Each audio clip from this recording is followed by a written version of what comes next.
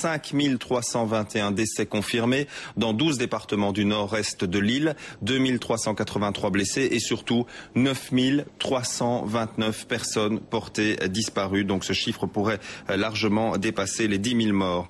Et c'est une course contre la montre qui est engagée autour de la centrale nucléaire de Fukushima.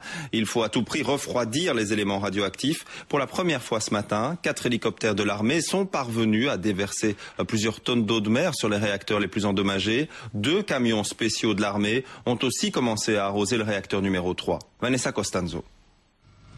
De l'eau de mer venue du ciel. Après une tentative avortée hier, 4 hélicoptères Chinook de l'armée japonaise ont pu survoler les bâtiments des réacteurs 3 et 4. En tout, ils ont déversé 30 000 litres d'eau. La priorité, refroidir le bâtiment du réacteur numéro 3. De la fumée s'en échappe depuis plusieurs jours et la pression du réacteur a augmenté ce matin.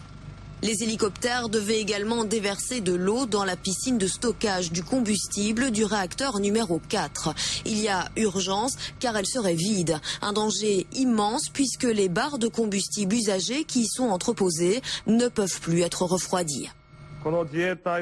Nous faisons de notre mieux pour refroidir les réacteurs en jetant de l'eau depuis le ciel avec l'aide de la défense civile et aussi au départ du sol avec des camions de la police. Tentative avortée ce matin. Le niveau de radioactivité était trop élevé pour que les camions puissent s'approcher du réacteur. Des camions-citernes de l'armée ont donc pris le relais.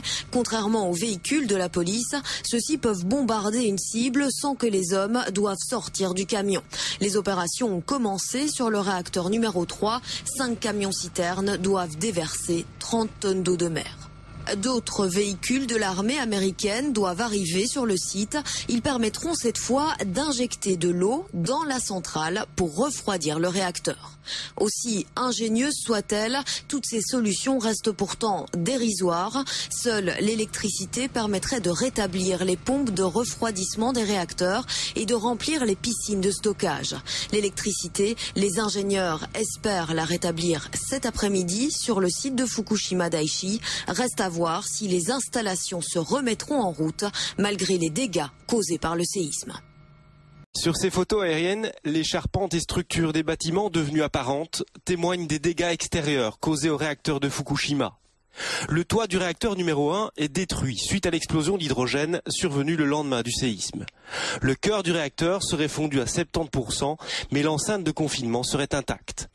Le réacteur numéro 2, lui aussi, a subi une explosion d'hydrogène. Un tiers du cœur du réacteur serait endommagé. Une piscine de rétention située à l'intérieur de l'enceinte est touchée. Quant à l'enceinte elle-même, on ignore l'ampleur des dégâts. 2 explosions ont eu lieu sur le réacteur numéro 3. Le toit et certaines parois du bâtiment extérieur ont été soufflées. L'enceinte de confinement a peut-être été endommagée. Le cœur du réacteur est partiellement fondu. L'eau de la piscine d'entreposage du combustible usagé serait en ébullition. Le taux de radioactivité y est très élevé. Le réacteur numéro 4 était à l'arrêt pour maintenance. 2 incendies se sont déclarés au niveau de la piscine qui est endommagée.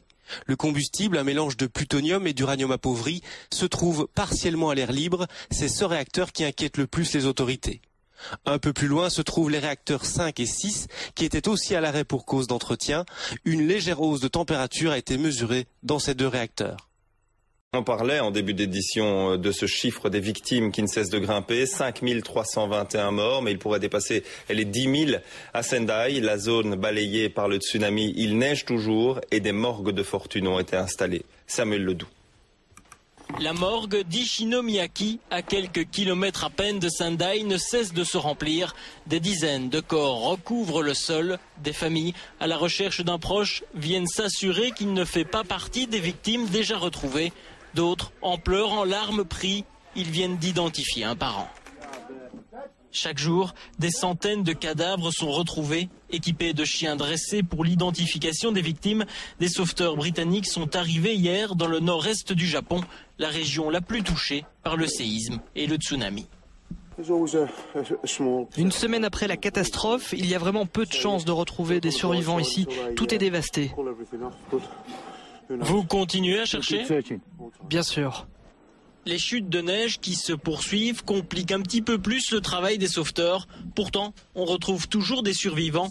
Miyaki habitait dans le port de Sendai. Je me souviens de cette vague. C'était horrible.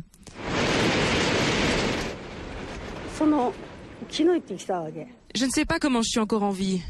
Jamais je ne pourrai retourner vivre dans ma maison. On ne compte plus les villes rayées de la carte. Il ne reste rien de la maison de Suzuki. Il retourne pour la première fois sur le lieu du drame. Ma femme, mon fils, ma famille, j'ai tout perdu ici. En raison des températures très froides pour le moment dans la région, le gouvernement vient de ravitailler en carburant certaines raffineries pour permettre aux habitants de se réchauffer un peu.